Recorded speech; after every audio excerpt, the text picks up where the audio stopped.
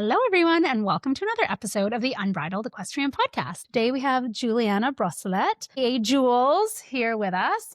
And she is the founder of Conscious Equine Connections, home of horse-powered self-mastery. So today we are going to be talking about the different lessons that our horses teach us and the different things or ways in which they act as mirrors to help guide us in the directions that we are meant to go in this life and the things that we're meant to learn. I'm so excited to dig into this conversation because this is something that I am such a huge believer in. And I feel like the more time you spend with horses, they are such mirrors for anything that we are maybe lacking in confidence or technique or knowledge. And they're so good at reflecting back to us where we need to grow or develop further. I would love, Jules, if we could start with you telling us a little bit about yourself and your history and lessons with horses and how you got into this particular field. Thank you so much for having me. Yes, it's really exciting to be here, and I've really enjoyed listening to your other episodes. Thank you. So I've been a horse lover from the first time I set eyes on horses. My mom says that I was at the zoo and I got a pony ride when I was about 2. And then I just couldn't stop talking about horses. So I've really been blessed to have that passion throughout my life. I rode competitively and did my coaching with Equine Canada. And then I sort of hit a crossroads in my life where I wanted to dive deeper into personal development and helping others in a deeper way. And so I was kind of on a trip and I came across one of Linda Kohanoff's books. And so Linda Kohanoff is sort of the grandmother or the pioneer, if you like, of equine facilitated learning. And her book really resonated with me. I immediately hopped on a plane and went down to Arizona to see her. And, as anyone would. And I really just loved it. I really loved the way that she approached things and the work that she was doing. I applied to do an apprenticeship with her and had the privilege of being mentored so that I could then do the work with everybody back home. So her emphasis is on equine assisted learning and leadership. So it's less about competitive sport and training and more about the human and the human development side of things. What I've done over the years is I've tried to blend my background in riding and sport and training with the work that she does to sort of help horse owners look a little deeper at some of the horse-human dynamics that they're experiencing, some of the challenges as opportunities for learning, and with an emphasis on personal and leadership development. Amazing. Yes. So cool. And I've shared some stories before about my mare, Ellie, on the podcast. And I feel like that horse totally changed my trajectory in this industry and in the way I relate to and understand horses, because she was the kind of mare that just like wouldn't take my shit. She was just like, I don't think so, lady. Like, you didn't ask me the right way. You didn't have enough respect for me. You know, you're not showing up in the way you need to. And I believe not only are horses mirrors for those sorts of things if we're open to learning the lessons that they're showing us, but so many things. I just had a call today with a coach, and she was like, you have to look at every situation you run into in life that way. If you're hearing people fight, like, what are you maybe fighting in yourself? And I was like, oh, that's such an interesting lens. But I've seen it so tangibly time and time and time again with horses, how if we're losing our temper or we are elevated or escalated in our nervous system, we talk a lot about helping the horses settle their nervous systems. But I love your approach because it's really geared towards how can we kind of work towards that self-mastery. And the best part about this is it doesn't just help you in your horsemanship. It helps you in all of your relationships, including your relationship with self, because you and I have chatted a little bit previously just about how sometimes the stress of keeping up with sort of the Joneses or status quo in certain barns can be really overwhelming. And a lot of the time we're dealing with situations where people aren't that confident to begin with. they're feeling the impact and influence of these environments so much more strongly than somebody who has a really clear sense of self and who they are. Now, can you share a little bit about maybe if you had a horse that was really that mirror that kind of set the stage for you to start learning some of these lessons? Yes, I did have a horse just like that. Yeah. I had a very dominant alpha mare. Should never have had that horse. She was 3, I think, and I was 12. But Perfect. it came together. Dominant horses often get the worst rap because usually people will resort to force because they're intimidated. And so that fear will then bring out some aggression. That's unfortunate. They're just misunderstood. So the dominant horses, I think, are often the ones that suffer the most. I don't think I really understood what my mare was teaching me during those years. But then retrospectively, I looked at it and I realized like how much she shaped the person that I became and how all of those challenges had silver linings and life lessons underneath them. One of the big things that I say to all my clients is every challenge is an opportunity for learning, an opportunity for growth. If your horse is, for example, like dragging you around and you feel like that horse is being naughty or belligerent or disregarding you, it's usually a boundary setting affair. And what I tend to think of is, like you always say on your podcast, having a curious mindset, first of all, saying and observing, well, that's interesting. Yeah. And then from there, my approach would be going deeper on why that person is having a hard time setting boundaries. And it's always a reflection of what's going on in their lives away from the barn. If you have issues communicating clearly and honoring yourself, you're probably going to have the same with your horse. If you have issues setting boundaries, you're probably going to experience pushy horses. I also really believe that you attract what you need to grow through your horse. Find yourself with this really challenging horse, it's likely that those challenges are just perfect for your growth in that moment. And horses are sort of there to help us go to our authentic self. This is my belief, like they're always trying to help us get more authentic and more clear and more aligned with who we truly are, because that makes us a trustworthy leader and it makes us functioning humans. In every way. That's one of the greatest gifts horses can give us, is because they're such great nonverbal communicators and they have huge guts and huge hearts, 2 of our other intelligence centers. So we have our cognitive brain, gut brain, and heart brain. Because horses have so much data coming in terms of emotional intelligence and nonverbal intelligence, they're really good at working with us on this level. So they're really good at helping us realize some of the patterns that are showing up, realizing some of the emotions that we're not processing. And going back to the leadership point, a leader that is trustworthy is somebody that is congruent, meaning their actions and their thoughts are aligned. So incongruence would look something like, if I'm in a car accident on my way here to see you and I show up with a smile on my face and I tell you everything's perfectly fine, you're probably going to energetically pick up that maybe something's not going on great, but I'm going to just pretend that I'm fine. It doesn't mean I have to tell you the detailed analysis of what the car accident or what happened. Like I don't have to share everything, but I can just observe that and just say, oh, you know what? I had like an altercation. It's nothing to do with you. Like, I'm really excited to be here. Let's continue with the podcast. That's being congruent. So that's one piece of it.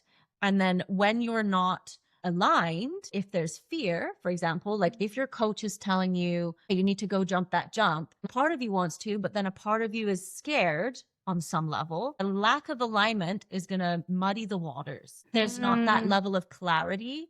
And so that also makes you a less trustworthy leader. Like I can put it to you this way. If shit hits the fan and you're not able to take care of yourself, you're super dysregulated, you're having a really intense stress response, your horse is not going to believe that you can take care of them too. Absolutely. Right? They're going to read the signals of like, oh my gosh, panic, panic, panic. Like, why is she panicking? Should I panic too? It takes a really mature, really well-developed, really regulated horse to be able to like hold that. Our great lesson horses that we've had the pleasure probably of riding as we grew up are examples of that. Like shout out to all the amazing lesson ponies out there. Yes. Held space for us. But in general, especially with young horses or these hypermobile horses that you were talking about on another podcast, these high performance horses that are living in a very anxious, high stress environment, like if you can't regulate and you can't take care of your inner landscape, they're going to know that you can't really take care of them either. And so they're the horses that are most likely to dump and run. Yeah. Right? You need to sort of self-regulate and work towards being a trustworthy leader so that there's enough pause when things happen that you can kind of work it out, you know, that you have a moment before your horse takes off where you can kind of reassure them or bring it down or take a breath or whatever you need to do. A lot of it is about building trustworthy leadership. Another kind of piece that I kind of like to talk about is the relationship bank account.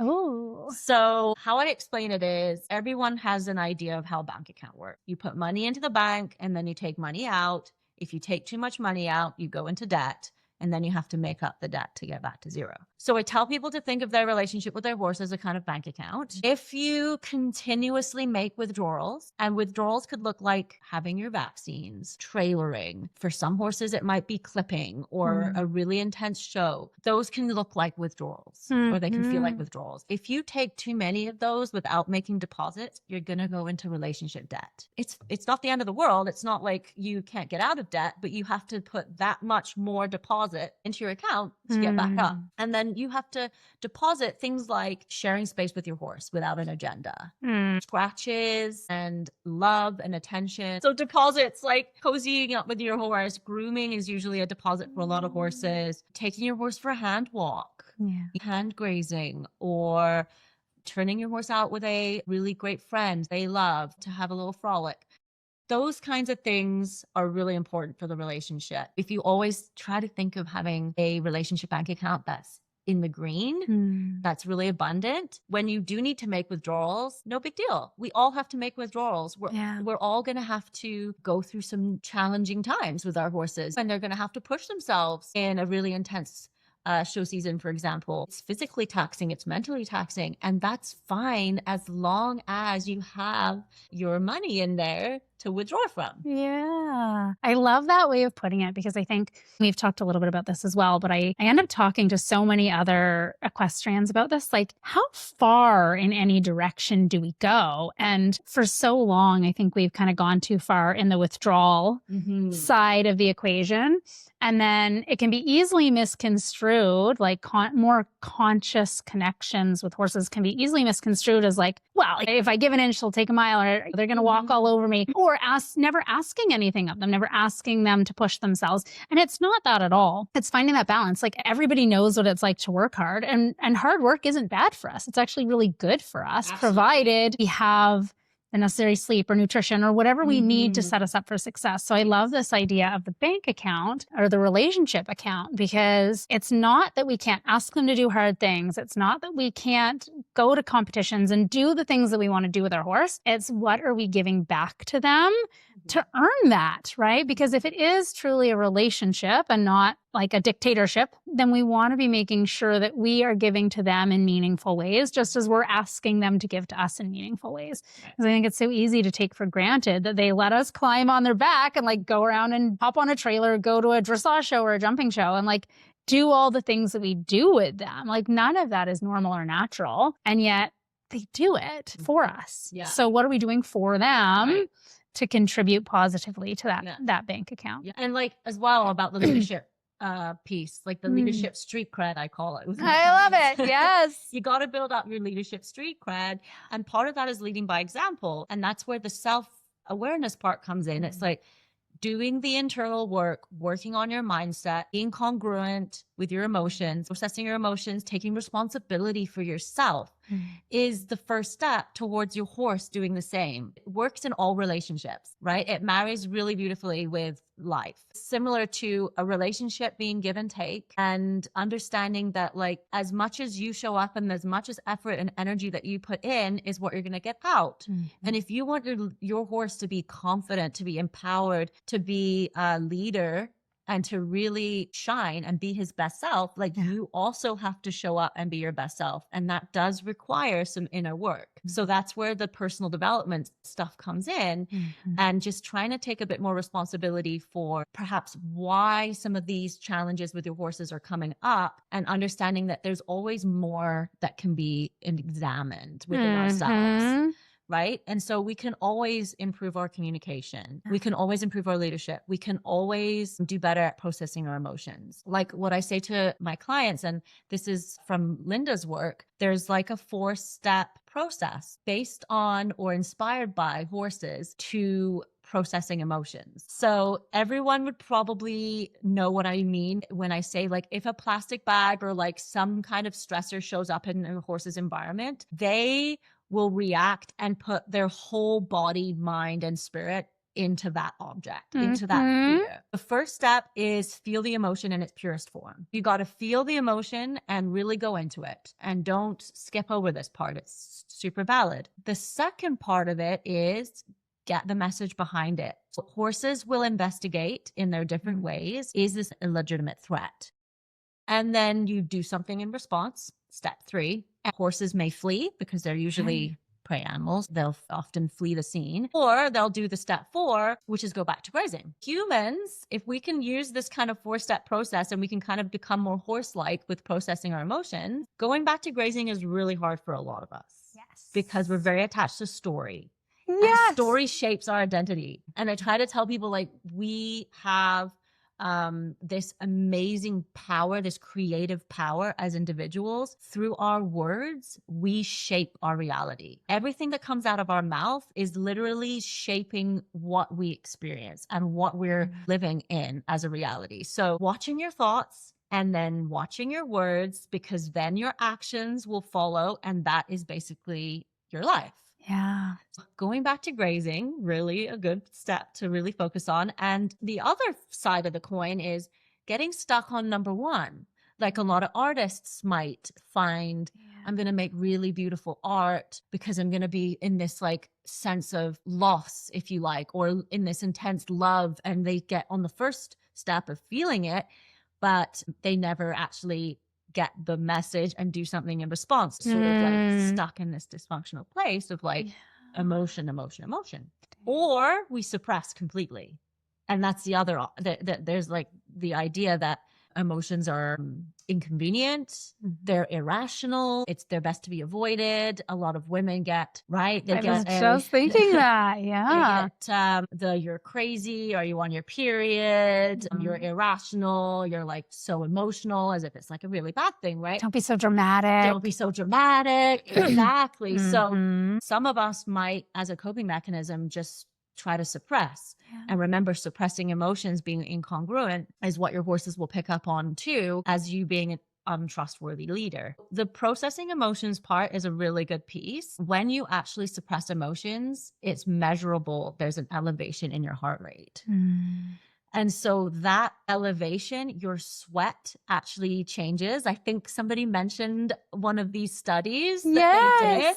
So like your pheromones change when you're stressed or when you're in a stress state, and your regulation is totally out. The work of Stephen Porges around the polyvagal theory, where if you're in a constant state of dysregulation, or you grow up in an environment that's very dysregulated, you never fully learn physiologically what regulation feels like. And we're all going from action to action in our lives. We're kind of living on like adrenaline and living on cortisol, and we get addicted to that because we function on that. And then the parasympathetic nervous system, the rest and relax, the serotonin and the other hormones that help us to kind of reset and regulate, and those are going to help us become trustworthy leaders. Those are going to come through in our nonverbal communication with our horses, and those are going to affect our performance. So it all ties in, like everything is connected. That's amazing. And I like, there's so many nuggets in what you just said that I'm like having light bulb moment after light bulb moment. And a lot of this is what I've been working on for a long time for myself, and what I continue to work on all the time, because I was somebody who didn't necessarily express my emotions and still sometimes don't, but learning also the impact of that incongruence on us. And so one of the things that I think I've mentioned in a podcast episode previously is they've actually done studies now looking at cortisol levels in horses that flee or react to things relative to horses that are just like stoic. coping and looking stoic. Yeah. And they found that the lifetime cortisol levels are significantly higher in these horses that are just like suppressing their emotional response. And oftentimes that's been something that's been trained into them, because these expressive ways where they show us that they're scared or they show us that they're nervous or excited, we're like, well, don't do that. We don't want to see that. We squash it down. Interestingly, we were talking about Alexa Linton and track systems earlier, and she posted something today or yesterday about how essentially the patriarchy has done that to women for so long. Like any natural expression of who we are, especially if it fluctuates or is like inconvenient or inconsistent because of our hormones and cycles that we're going through, stop it. Like don't express those things. Don't show those things. And there's inherently something wrong with you. This article was discussing how so often like our nervous systems are on fire because we are living in, I would say, like in this day and age, in incongruence a lot of the time. Yes, yeah. Because people tend to be so strapped for money and they're not necessarily living the life they want to live. They're not in the job they want to have. Maybe they don't have the partner they want, or they can't afford the $100,000 or $150,000 horse that the other girls in the barn have. And so I think there's just a lot of inner turmoil and a lot of incongruence that's created from all of these external factors that we're having to navigate in this landscape that is this day and age. And it's just so interesting to think about the impact that it's having on our nervous system, and how, especially like for me, I have ADHD. And so they've also done a lot of studies around women with ADHD and just children in general. And they are exposed to 20,000 more critical comments by the time they're 6 years old than a neurotypical kid. If you think about that, how much squashing people are exposed to, especially if they're a little bit different, especially if they're neurodivergent. Or just being a woman, it's like, be this, be that, don't be this, don't be that. And the rules seem really clear, but what it creates is a lot of incongruence in us because we're constantly kind of bending to, managing and bending ourselves to meet these expectations that have been imposed on us. And then we kind of enter into a life of that. So many of us. And, it's tricky. Like I feel so fortunate to do what I do, but not that it's not extremely hard, so sometimes you're living in congruence, but you're like, shit, what am I doing here? Everything you just described from the human perspective, we can apply to the horses. Yes. Like you said, reactive horses, we try to manage those behaviors. We try to shape those behaviors. And it's the same, with reactive people. What I believe is if you suppress long enough, your body will start to express itself through pain, through disease, and then in the extreme cases through burnout, because it's not sustainable for us to live that way, to live without processing our emotions and to live in constant stress and dysregulation. And the same goes for horses. If you're in a highly stressful environment all of the time, you're just going to burn out faster. Like that's just a fact. I wanted to talk a little bit about relaxation as the universal language. And so this is another piece that I really like to help people with, because like I just said, and we've just discussed, a lot of people have a hard time self-regulating and they don't actually know what relaxation feels like. So like if I asked you for a definition of relaxation, it would be different from the next person I asked and from the next person I asked.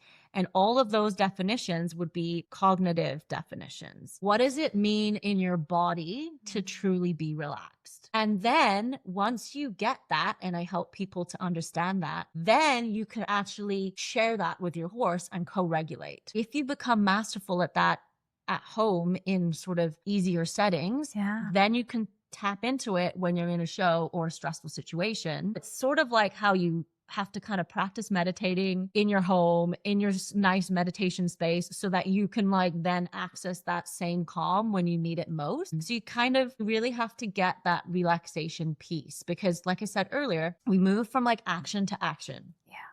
Okay, so action to action, action to action. What does like full non-action, like feel like. And then you can, like I say, you can then share that with others in the room. Another great resource I like to share with people is the work of the Heart Math Institute. And so they've been studying the heart organ, and their focus is on coherence. So coherence is another way of regulating yourself through a breathing technique that's really easy. Everyone can try it. Everyone at home can try it. It's really a breathing in and out in a set ratio. Usually people breathe in for 4 and out for 6, and that's kind of the optimum that they found. But really it's just trying to keep the same ratio repetitive. But if you can master that too, like if you can master coherence and you practice 5 minutes a day, just being coherent, and they sell devices that measure it.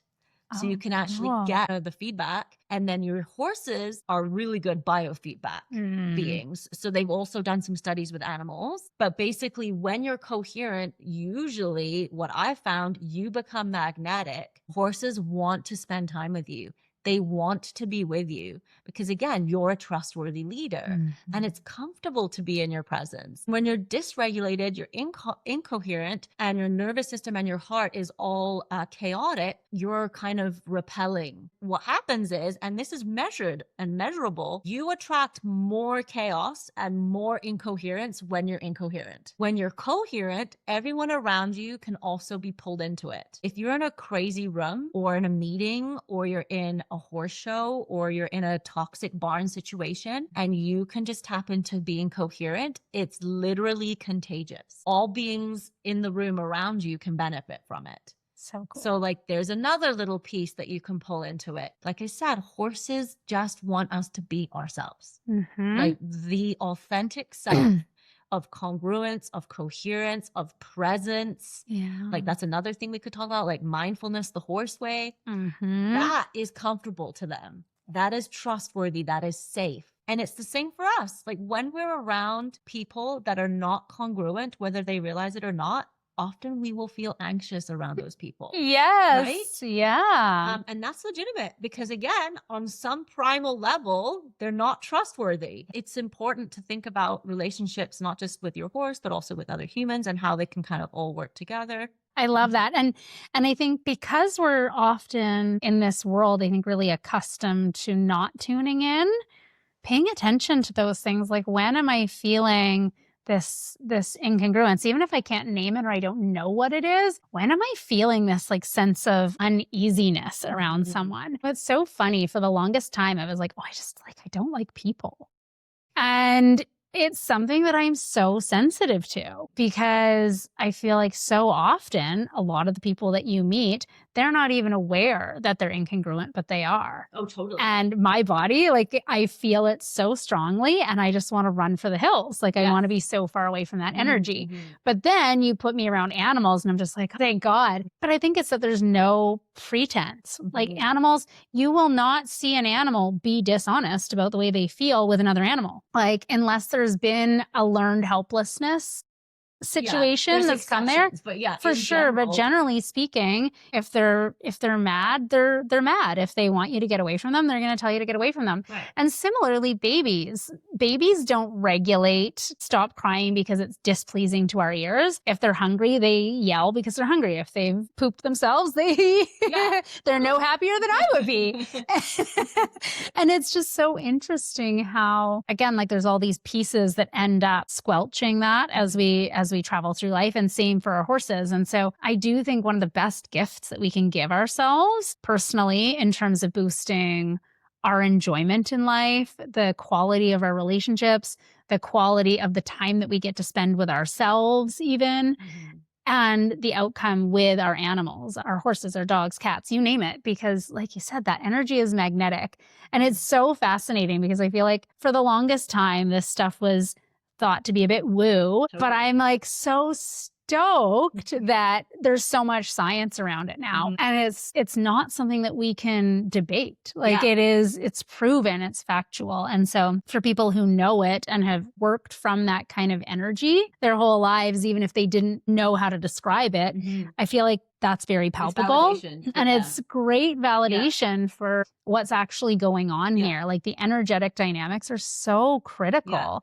Like the gut brain and the heart brain are real things. There are neurons, there are peptides that carry emotional data that to our brains. And for the longest time, psychologists were looking in the brain for what causes emotions and what makes people tick. And they didn't ever look in the gut and the heart. And now in our modern day science, like you can find lots of research around it. So it's definitely on the up and up. And the Heart Math Institute, again, as well, has done so much research around this. And the heart organ literally has a field, a measurable field around it. And they don't actually know how far the field extends because their machines can only measure so far. They know it's like at least, I think it's 8 feet, but they don't know if maybe it could be beyond that. And so when you work with horses and you think, oh, nonverbal communication, like there's literally a heart field going on and they are literally feeling that. And so when I say about the incongruence and all that stuff, it sounds a little bit woo woo, but it's literally been measured now. And so that they can understand it on a deeper level, which helps,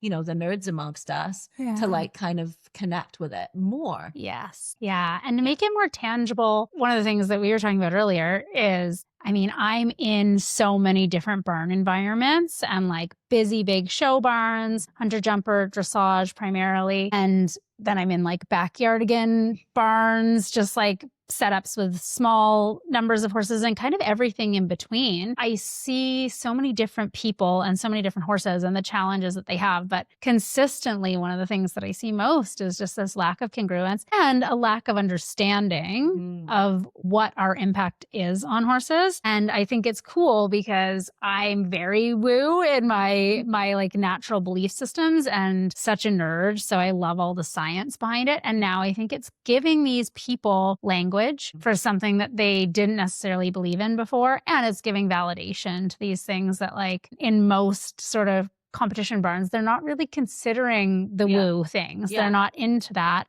But a lot of the time, you know, like something is not feeling aligned with my horse. They're not reading me well. We don't have a frictionless relationship or one that feels like it's going in the right direction a lot of the time. And I think giving those people who are struggling tools is really critical because I think those are often the barns where we don't see as many like interesting and different ways of approaching a situation or interesting and different ways of thinking. And so I love everything that you bring to the table in terms of like helping us master our own sense of self and our own emotional and mental and physiological responses to things that really helps in a competition environment. Right? Like our stress. Because our stress, if they're feeding off of it and vice versa, that's not just impacting us at home and impacting the relationship. It's impacting us in everything that we do. So when we go to a show and we talked a little bit before we started on the performance mindset piece and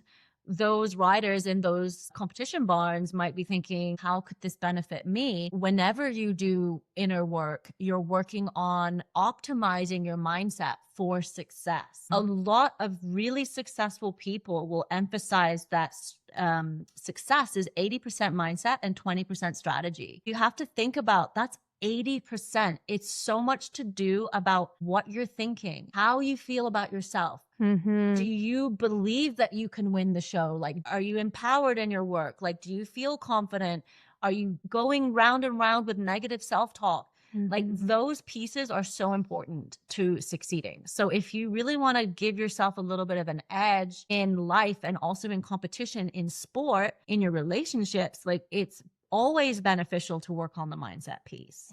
Right? There's so many different avenues, like so many different elements to this. Another thing we were talking about earlier was the low tolerance to vulnerability. Yes, I would love to dig into that because that was such an interesting and introspective view. Yes, I've had the privilege of working with some youth. And I've noticed that there's a very low tolerance to vulnerability and a very high level of like chronic crippling self-doubt and lack of self-esteem. And it's so much more elevated through the use of social media. And we talked a little bit about how we will measure ourselves against others. And we don't realize, or we do realize, but it doesn't matter, that these people are presenting like the best versions of their lives. We're kind of measuring using that as our litmus.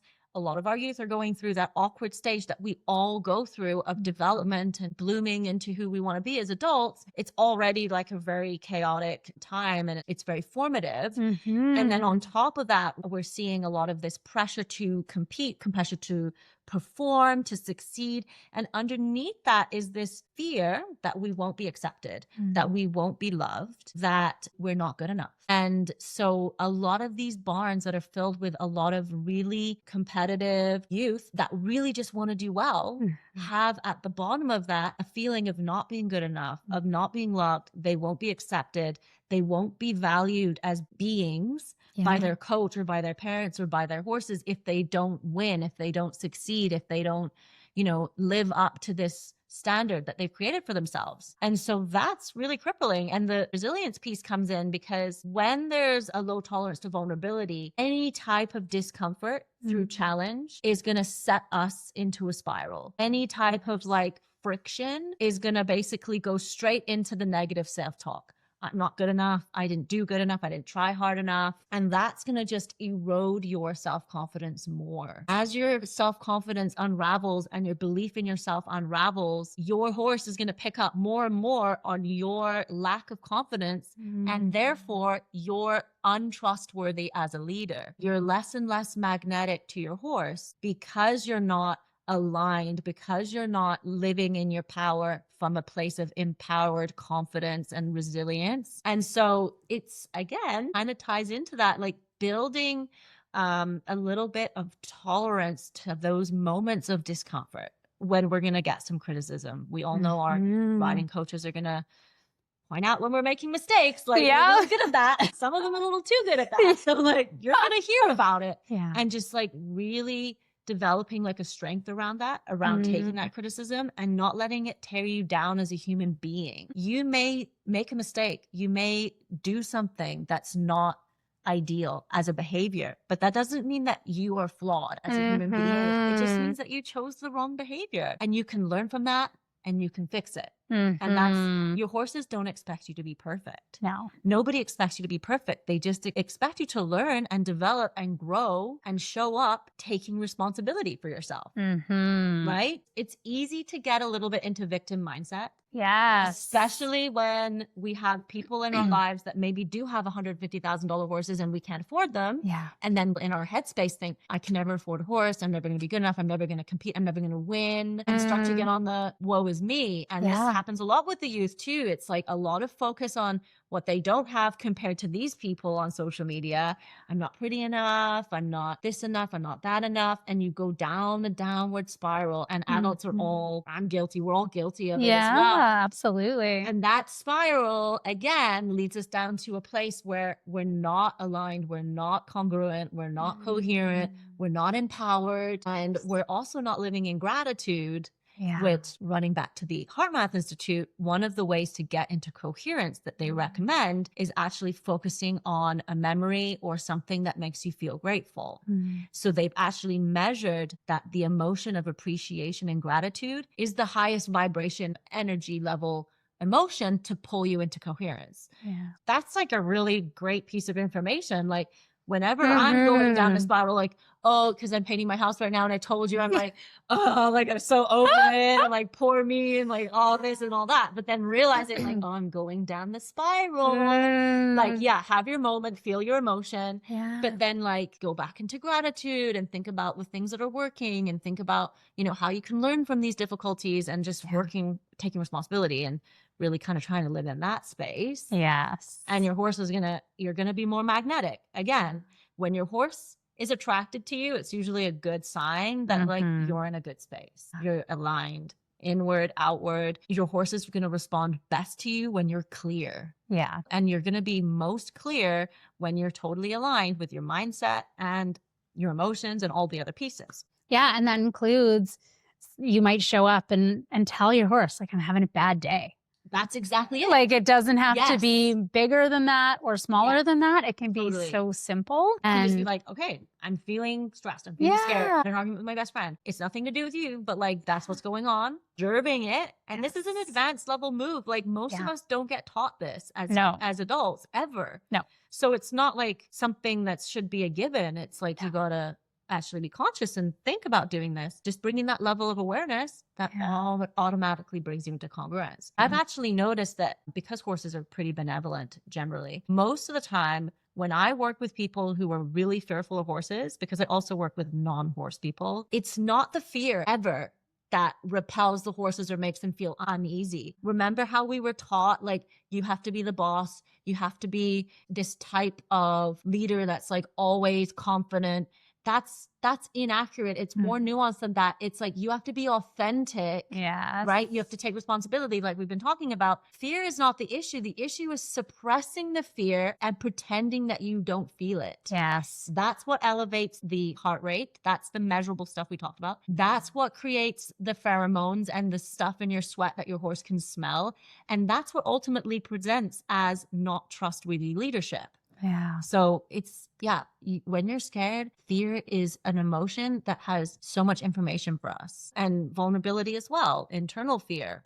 Like we can learn from that. You don't want to tuck it away. And like, I know that I did a lot of that. Like, me too. You're going to a horse show. You're like scared. Holy crap. Like that's a bigger jump than I thought it was going to be. And you're like, I'm not on cross country. And like, you're going through it. Like your legs are like jelly legs, and you're like scared. And like, it's just important to recognize, like, when do you push through it? And like, when do you kind of use that and just say, okay, I know I'm scared. It's performance anxiety. I'm going to push through. I know I can do this. I prepped for it. Yeah. Or when do you say, like, I'm really not feeling safe. Like, I don't think I should, or I don't think my horse is feeling safe. Like, I don't think I should do this. Yeah. Avoid a big accident.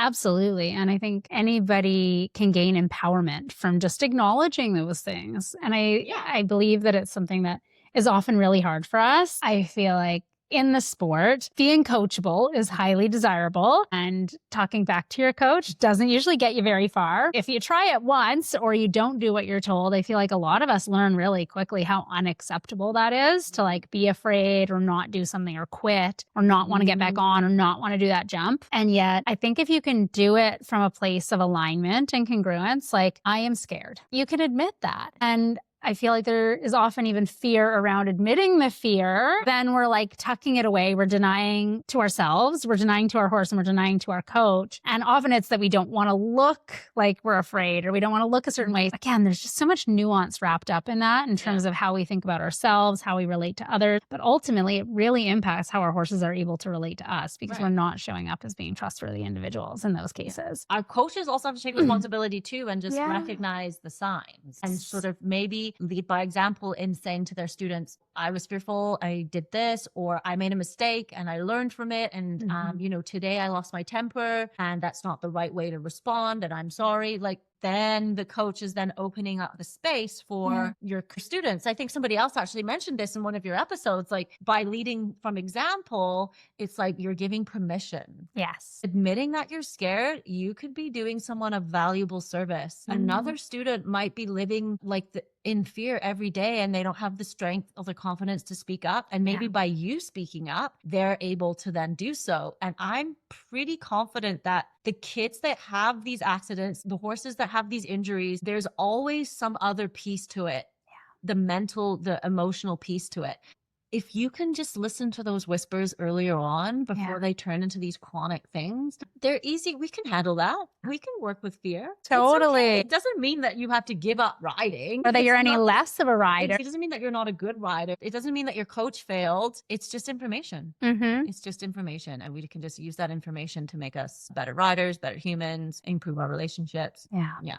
It is scary to speak up sometimes, but it is. Even in this podcast, like, that's a big part of something I want to share, is like empowerment for people. It's okay, because I think I do see those dynamics at play so frequently.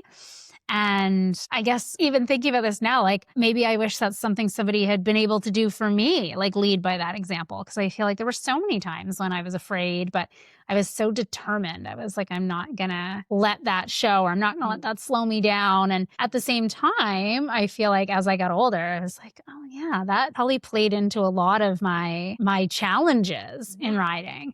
Like I used to get bucked off constantly. Yeah. Yeah. Constantly. Yeah. And I mean, I think the school horses back in the day, like most of them buck, bolted, reared, or all three. But it is interesting because I feel like a lot of it was probably coming from this like misalignment, and that I was primarily taught or had the primary kind of coping mechanism of like escalating in terms of my force or my ask. And that's all I knew. That's all I'd been taught for the vast majority of my time with horses. Yeah. And it was only like as you run into a couple situations or like my mare where that doesn't work and you learn really quick how dangerous it is. Yes. And how bad it can feel. And that even in spite of those things, you're still not getting results. And so you're like, oh, well, I've got to find a better way here. And, you know, for me, I went down the rabbit hole because it was really important to me. Like I loved this horse so much. A couple times, like I could tell I would have these emotional surges and she would just be like, you know, I wouldn't even do anything. But I would just like turn and I'd be angry and she'd just like recoil. I was like, oh shit, that's the power that emotion is giving off. Right. And like she's traumatized and she's having this like massive response. She'd fly back 5 feet sometimes if I was just like, even just like a stern voice. I really had to learn like, oh wow, the onus is on me here not to continue ingraining this trauma and to like break this pattern, but also to realize like, why do I get so escalated so quickly? I have a coach that I was talking to today and she has this saying and she's like, what are you making it mean? And I love this because I've already been incorporating it into so many different scenarios, but so often like our horse does something and we take it one way and then we react as a result of that. Often the mentality that most of us have been indoctrinated into in this sport is like, it's disrespectful, it's rude, it's pushy, they're mouthy, don't let them get away with it. And even when we talk about like being a leader, leadership is not forceful. Leadership is energetic and it's, you know, it's trustworthy. It's all, it's the congruence and the things that you were talking about. But I think because we're making it mean that we're being disrespected, and so many of us already have these like underlying confidence issues that we've been battling for a lifetime, and we don't know how to regulate our own emotions. Things can go from 0 to 160 in the blink of an eye. Yeah, exactly. And so that might be something for people to think about too. Like, what are you making it mean? Yeah. So if you are afraid, but you don't want to speak up, like, what am I making my fear mean? Am I making it mean that like I'm less of a rider or I'm less worthy? Or am I scared of the judgment if I admit that I'm scared to jump that jump or do that thing? And it's a really cool little reframing thing that helps us dig in. And if you have other tools, I would love for you to share them with the audience, because I think sometimes it's one thing to be like, well, regulate yourself. And how. The how is not always apparent. No. And certainly the breathing technique where you're going in for 4, you can go in for 4, out for 6, or in for 4, hold for 4, out for 6. Are there any other things that you can recommend that work for people like in the moment if they're finding they're getting dysregulated? Yes, totally. Perfect. Totally. Awesome. In addition to what I spoke about earlier, the Heart Math Institute has several ways to get into coherence. The breathing in and out in a set ratio is one way. Another way you can do is you can visualize a box, or you can visualize a shape. It's called box breathing. So you breathe in for the short side, out for the long side, in for the short side, out for the long side. That's another way. Or you can do counted breathing. And these are traditionally called mudras. But basically all you do is you use your finger and your thumb and you take a breath in and you take a breath out, and then you switch to the next finger and you switch to the next finger and you switch to the next finger. That just helps you just like regulate and go into a more balanced breathing cycle. I mentioned about the appreciation. Invoking a memory or just focusing on the emotion of appreciation. You can think about something that makes you feel grateful. Like if you love your dog and you know that you appreciate them so much, you can just bring Tiggy into your mind and be like, okay, and get into that appreciation space. But you could also just trigger appreciation. Some people don't have a hard time. They can look at their horse and just feel so much gratitude. Maybe not after they bucked you off. But like on a good day in the field. Totally. So you can do that. Another thing to do is use the 4-step process. So what we talked about earlier. feel the emotion in its purest form, get the message behind it, do something in response, and then go back to grazing. There's emotional message charts. They're based on the work of Carla McLaren and her audio tapes called Becoming an Empath. So you can go onto Linda Kohanoff's, buy her book, or have a look online. It might be up there. The emotional message charts, which help you ask specific questions when you have certain emotions so that you can help get to the bottom of it faster. Another podcast we can do only on that piece. Yes. Those are really good tools. Another really fast one, if you have time, I tell people to do this all the time. You make a fist. Okay. That is action, right? That represents action. So that's us doing things. And then I'm going to tell you to relax your fist. And what most people do is they do this. That is actually action to action. Of course. Okay. Yeah. So that's what we're all doing all the time. Yeah. So we're going to try it again. You're going to go from action to softening your hand and just letting it melt into a softness. And that's going to be your relaxation. And so you soften the hand and then you keep doing, like, I recommend like going from action to action and then going into the softening and then really focusing on how it feels different. And then you work towards being able to spread that throughout your body. And then you go towards, like I said earlier, about co-regulating with your horse, sharing that feeling, that somatic feeling, the experience of relaxation, rather than just, it's so easy just to say, oh, relax. Yeah. Right? But like I tell my husband this all the time. Like, I hate it when you tell me to relax. It literally has Don't ever tell a woman that. opposite effect of what you're intending.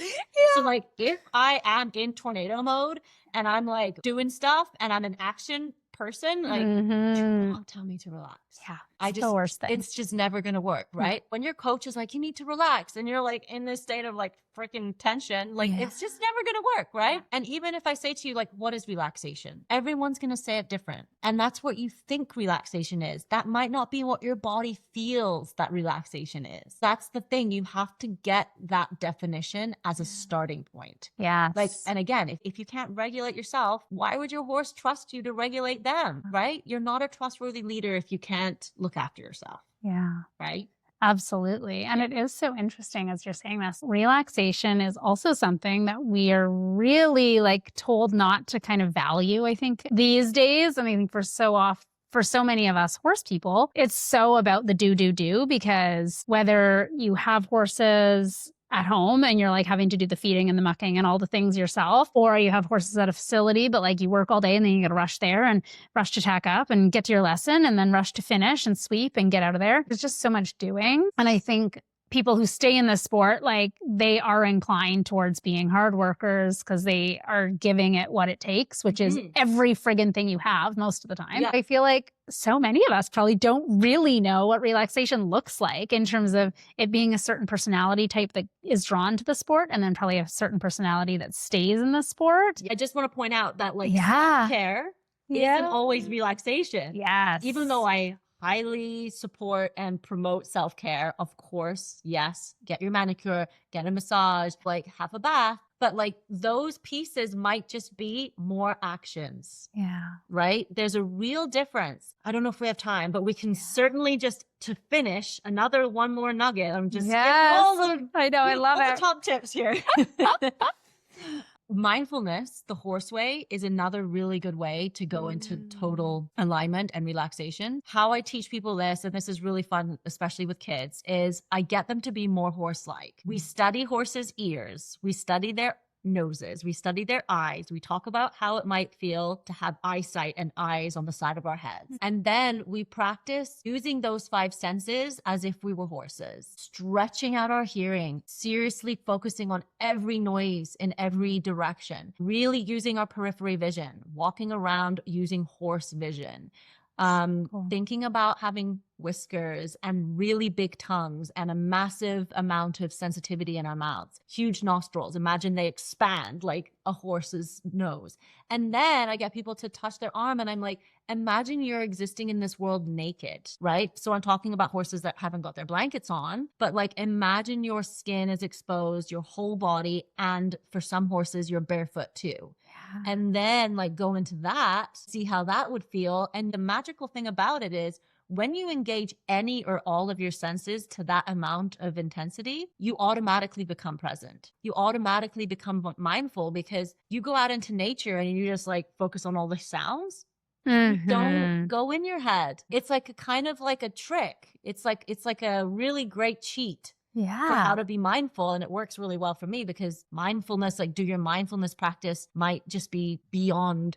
But if you think about, I'm just going to be more horse-like, it'll automatically make you more present. It'll automatically make you more mindful. It'll automatically make you more coherent. Your breathing will automatically be better. It has all of these effects. Plus, the last bonus you'll get is you'll be more compassionate with your horse because you'll realize like this is what it feels like to exist in the world as a horse. And if you can connect even with like 10% of that, you're going to understand your horse so much better. Yeah. Right? Lots of little nuggets, lots of little tricks there. So great. I feel like, yeah, we could and absolutely should do some more episodes because I feel like there's so many other things that I'm like, oh, I want to dive into that. I want to dive into that. I want to dive into that. Just so many really golden nuggets in everything that you talked about today.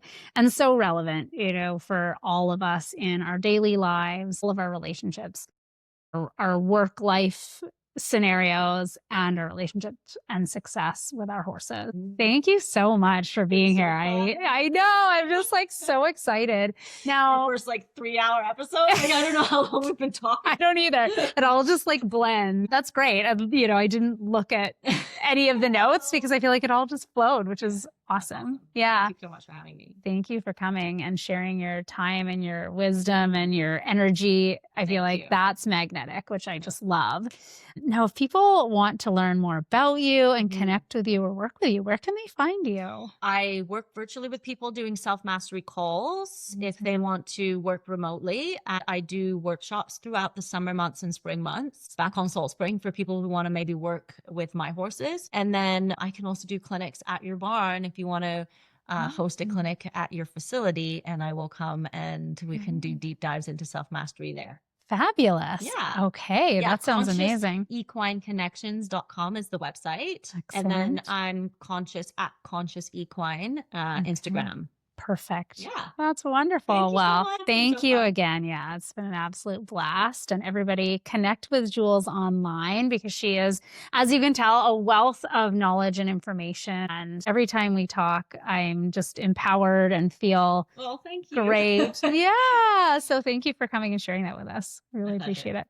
Excellent. Well, thank you guys so much for watching. And until next time, stay curious, stay unbridled, and we will see you on the next episode.